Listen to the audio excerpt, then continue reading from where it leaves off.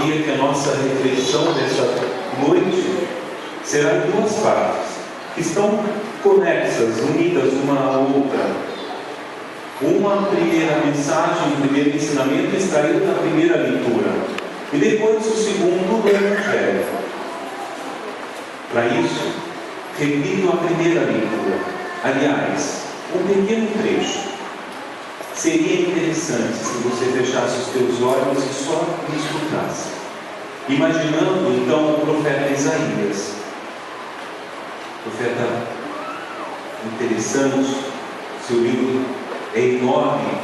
Existem 3 fases do profeta Isaías, mas eu leio esse primeiro trecho. Presta atenção. Senhor, Tu és nosso Pai, nosso Redentor. Eterno é o Teu nome.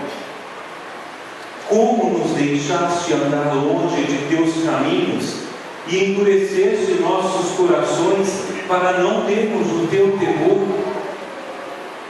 Por amor de Teus servos, das tribos de Tua herança, volta atrás. Ah, se rompesses os céus e descesses, as montanhas se desmanchariam diante de Ti. Desceste, pois, e as montanhas se derreteram diante de Ti. Nunca se ouviu dizer, nem chegou aos ouvidos de ninguém. Jamais olhos viram que o Deus, exceto Tu, tenha feito tanto pelos que nele esperam. Vens ao encontro de quem pratica a justiça com alegria, de quem se lembra de Ti em Teus caminhos. Tu te irritaste porque nós pecamos. É nos caminhos de outrora que seremos salvos. Todos nós nos tornamos em imundície, e todas as nossas boas obras são como um pano sujo. Murchamos todos como folhas, e nossas maldades empurram-nos como o vento. Não há quem te invoque, não há quem invoque Teu nome, quem se levante para encontrar-se contigo. Escondeste de nós Tua face e nos entregaste à mercê da nossa maldade. Assim mesmo, Senhor, Tu és nosso Pai. Nós somos barro, Tu, nosso oleiro, e nós somos obra de Tuas mãos.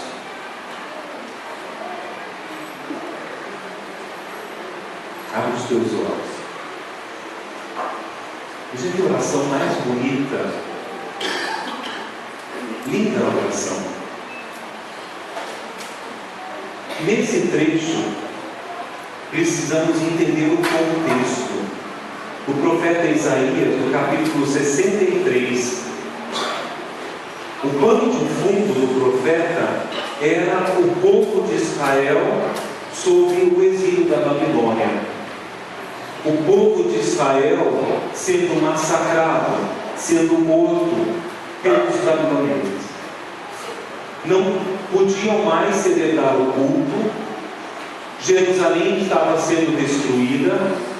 Os sumos sacerdotes das liturgias judaicas estavam sendo mortos, porque eles eram os líderes religiosos também civis do povo de Israel. Havia então uma desolação terrível no coração daquele povo. Consequentemente, como um povo escravizado, as mulheres estavam sendo vitimadas, as crianças também sendo mortas. Toda uma violência contra o povo santo, o povo escolhido. Isaías, então, nesse contexto, escreve um trecho do livro, não é do profeta. E pasmem vocês, isso no ano 560 a.C., 567, na verdade, antes de Cristo.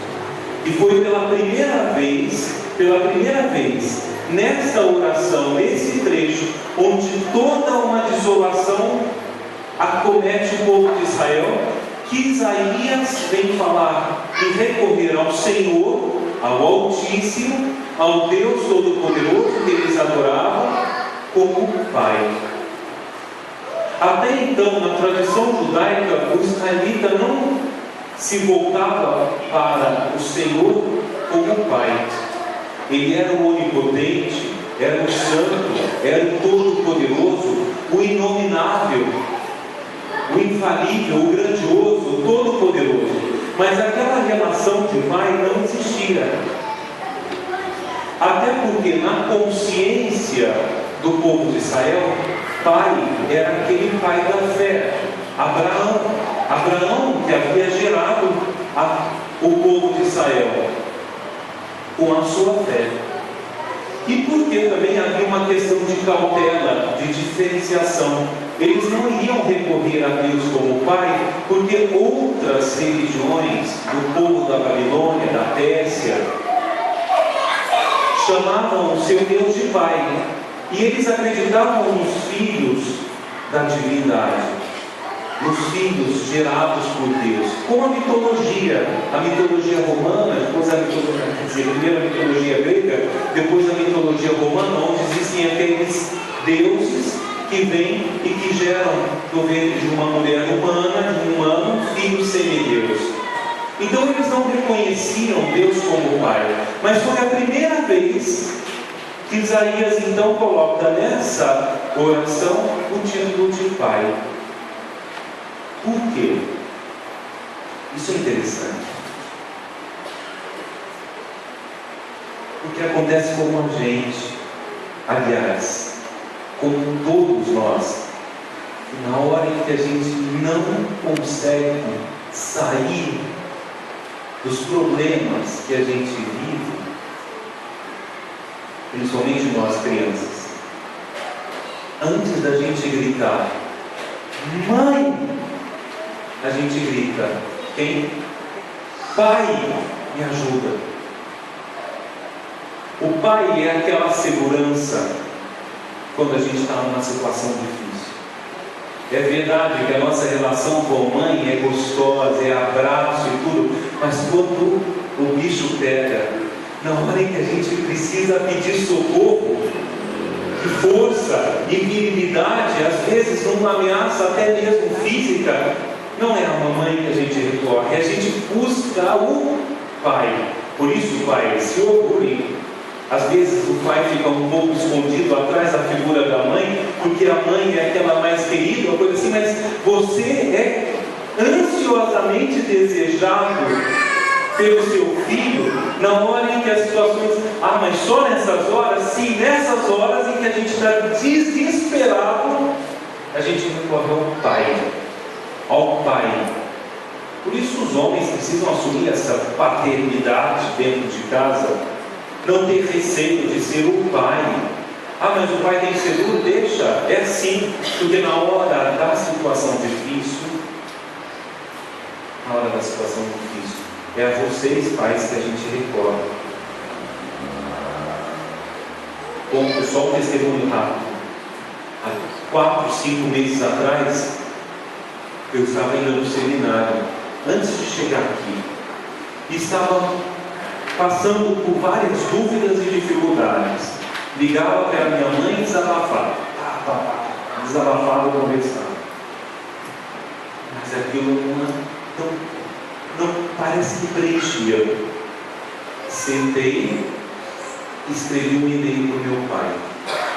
Meu pai recebeu o e-mail, esperei um dia, esperei 2 dias, 3 dias. Uma semana depois, meu pai respondeu.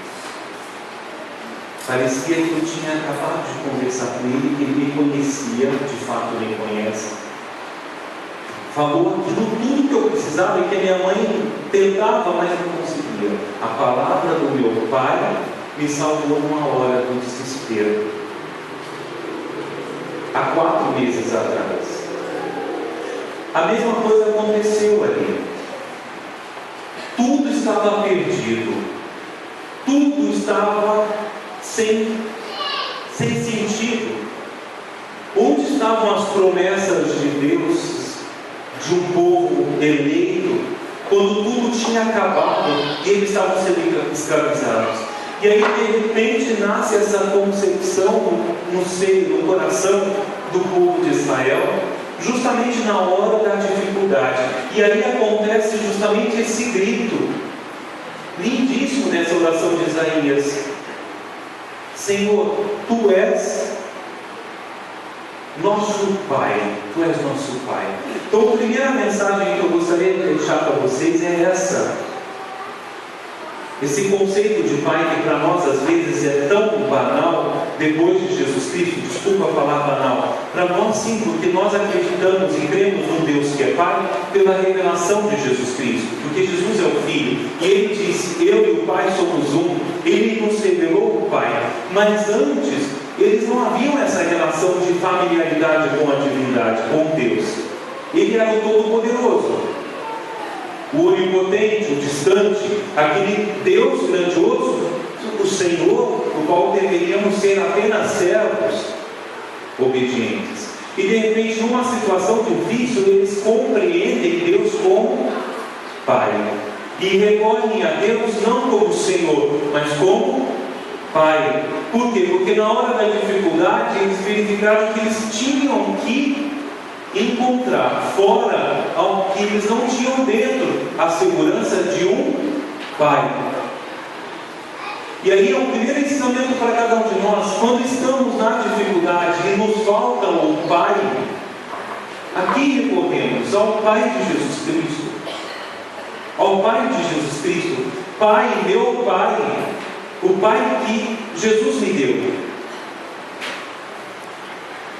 o Pai que Ele nos revelou, o Pai que cuida de nós quando nós estamos abalados, quando nós não sabemos para onde ir. E aí Deus não é só um Todo-Poderoso, não é só um Onipotente, mas Ele é um Pai a quem eu recorro na hora em que eu tenho dificuldade. Mas tem um detalhe aqui: Senhor, Tu és nosso Pai, nosso Redentor. E aí introduz outro conceito interessantíssimo. Quem é o Redentor? O Redentor é o membro da família que se coloca, não é, à disposição para alcançar o resgate de quem foi sequestrado, de quem foi justamente roubado. Naquela época, as famílias, os clãs eram muito grandes. E havia justamente as lutas entre esses clãs, essas famílias de sangue. E havia os raptos, os sequestros, às vezes de forma muito violenta. E às vezes era necessário algum membro da família para se oferecer como resgate daquela outra pessoa que foi sequestrada, que foi roubada. Esse é o Goel, é o Redentor, aquele que da família se coloca à disposição para pagar o resgate do outro. Ora, presta atenção aqui comigo. Primeiro se revela o Pai, Deus como Pai. Logo, todos são filhos, a família. E aí o próprio profeta Isaías já profetiza um Redentor, alguém da família que se coloca como resgate do membro sequestrado ou membro roubado. Nessa grande família de Deus, cujo Deus é Pai, nasce aí a esperança de um Redentor que resgata o resto da família do pecado, da escravidão do pecado. Quem é esse Redentor? Quem é esse membro da família que se apresenta como Redentor, como resgate do resto da família de Deus? Quem é? Quem é? Não estou ouvindo quem é? Só o sul aqui, os ministros e ali a massa, tá? Ninguém entendeu a mensagem? Quem é esse Redentor? Esse membro da família, ou o verbo de Deus, e o que? Olha que interessante. se rompesses o céu e descesses, por amor de teus servos, das tuas tribos e tua herança, volta atrás. E aí tem essa exclamação: ah, se rompesses o céu e descesses. O que acontece com o nosso Redentor, e que nós vamos celebrar daqui a 4 semanas? O que acontece com o nosso Redentor? Ele o que, Jorge? Ele, Simone, ele desce. Olha que lindo isso, gente. O nosso irmão mais velho, ele assume, não é? Essa nossa família, essa familiaridade, assume o papel de Redentor. Ele desce. Ah, se o céu se rompesse, se rasgasse, e tu descesses, e o que acontece? Ele desce. Ele desce, assume a nossa humanidade e paga o nosso resgate na cruz. Faz isso por mim e por vocês. Faz porque nos ama, como um irmão mais velho, na hora em que precisa, estende a mão, o irmão mais novo se salva. Daí, outro testemunho.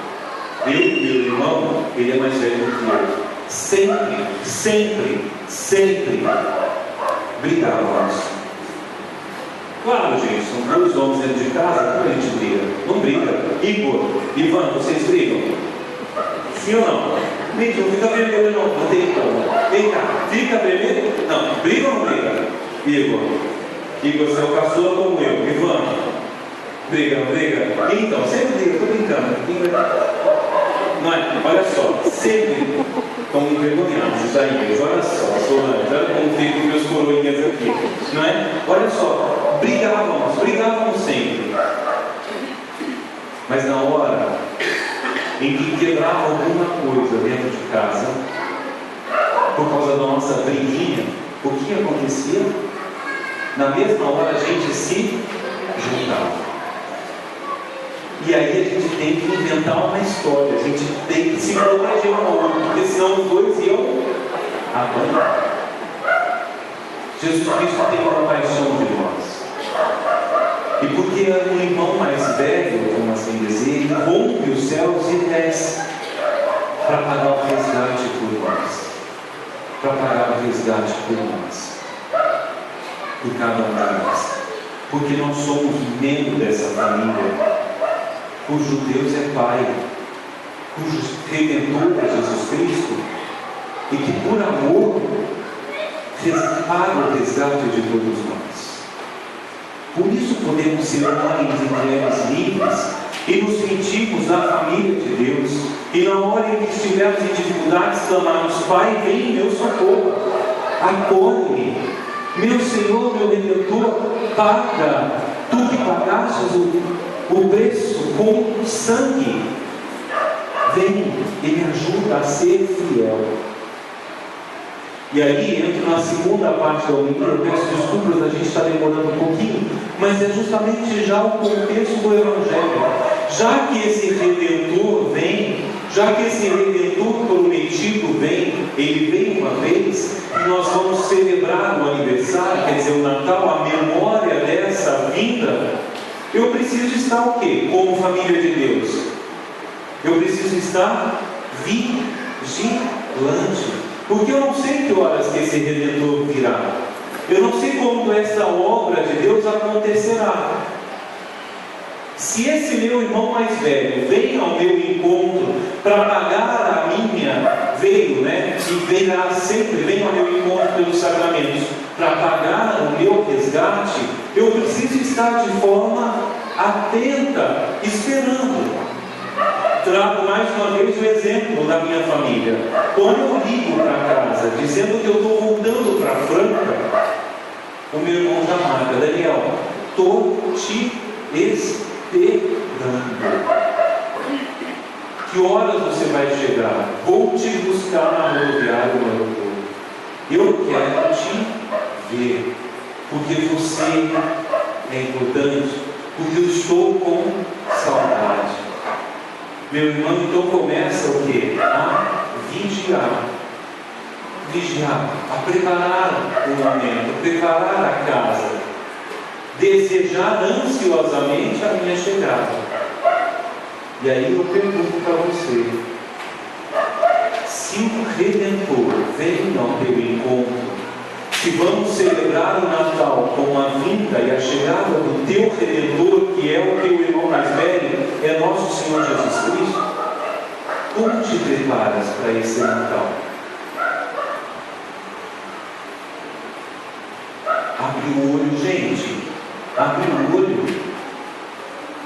Black Friday é para você comprar mais e se distrair do essencial, que é preparar-se para o Natal.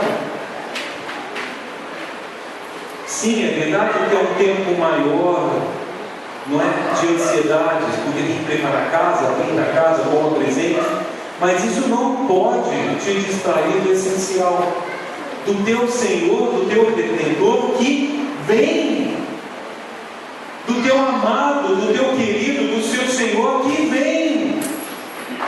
Por isso, abre o olho, prepara-te, prepara a casa, mas sem se distrair do essencial, prepara a alma, prepara a tua família, faz a novena de Natal, faz a arte de Natal com os teus netos, com os teus filhos, mas não porque ela é mais bonita do que a da vizinha, mas porque ela tem um sentido. Monta o presépio, vive esse momento, toma o espírito natalino nesse sentido, mas sempre no sentido de vigiar, de arrumar a casa para preparar a chegada do Cristo que vem, do Redentor que vem. Não te distraias com as promoções.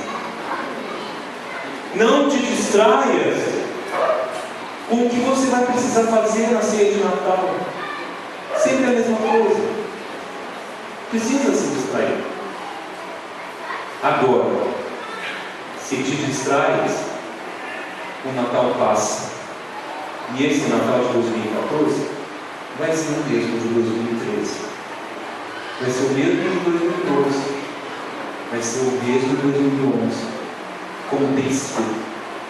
Você tem condições de preparar um Natal diferente quando você entende que o teu Redentor, por amor, pagou o resgate, te salvou, porque você é família dele, e por causa disso pode chamar o seu Pai de nosso Pai.